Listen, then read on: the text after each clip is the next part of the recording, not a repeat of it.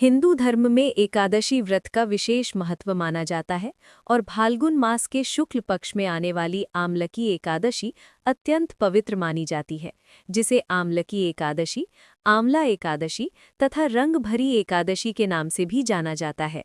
धार्मिक मान्यता है कि इस दिन भगवान विष्णु के साथ आंवले के वृक्ष की पूजा करने से व्यक्ति को जन्म मरण के बंधन से मुक्ति मिलती है और मोक्ष की प्राप्ति होती है। एक मान्यता के अनुसार भगवान शिव पहली बार माता पार्वती को गौना कराकर काशी लेकर आए थे और उनके स्वागत में भक्तों ने रंग, अबीर और गुलाल उड़ाए थे। इसलिए इसे रंग भरी एकादशी कहा जाता है। वर्ष 2026 में आमलकी एकादशी 27 फरवरी शुक्रवार को मनाई जाएगी और इसी दिन व्रत रखा जाएगा। एकादशी तिथि 26 फरवरी को देर रात 12:34 से प्रारंभ होकर 27 फरवरी की रात 10:33 तक रहेगी।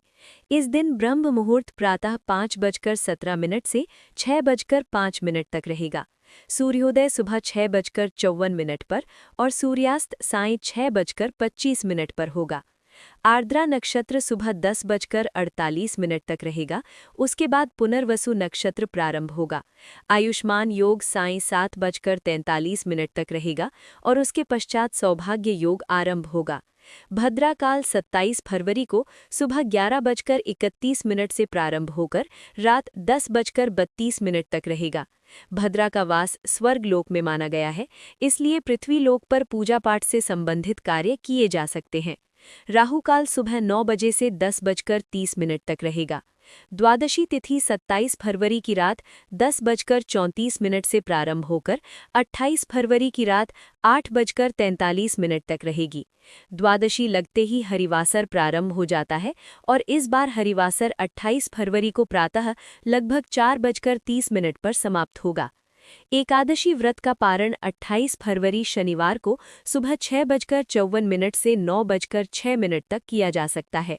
इस बार की द्वादशी महाद्वादशी मानी जा रही है, जिसे नरसिंह द्वादशी कहा जाता है और इस दिन भगवान विष्णु के नरसिंह स्वरूप की पूजा का विशेष विधान है। अनेक श्रद्धालु एकादशी के साथ महाद्वादशी का व्रत भी रखते हैं और इन दोनों दिनों में अन्न का सेवन नहीं करते। यदि श्रद्धा हो तो भक्त द्वादशी व्रत भी कर सकते हैं, अन्यथा द्वादशी के दिन भगवान नरसिंह का पूजन करके कथा का श्रवण अवश्य करें। एकादशी व्रत रखने वाले भक्तों को प्रातः स्नान कर भगवान विष्णु का ध्यान करते हुए व्रत का संकल्प लेना चाहिए। उनके समक्ष घी का दीपक प्रज्वलित करना चाहिए और आंवले के वृक्ष की जड़ में जल तथा कच्चा दूध अर्पित करके धूप दीप से पूजा करनी चाहिए।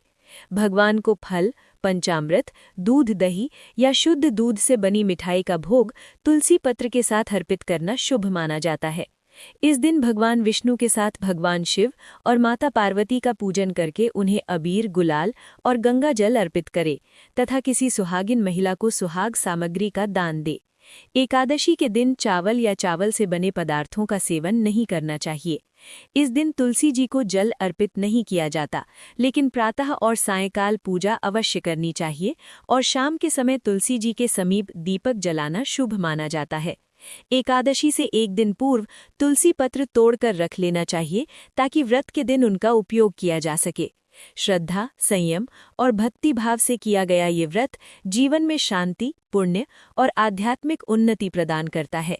यही थी आज की महत्वपूर्ण जानकारी। यदि ये जानकारी आपको उपयोगी लगी हो तो वीडियो को लाइक करें और अपनी प्रतिक्रिया कमेंट में अवश्य बताएं।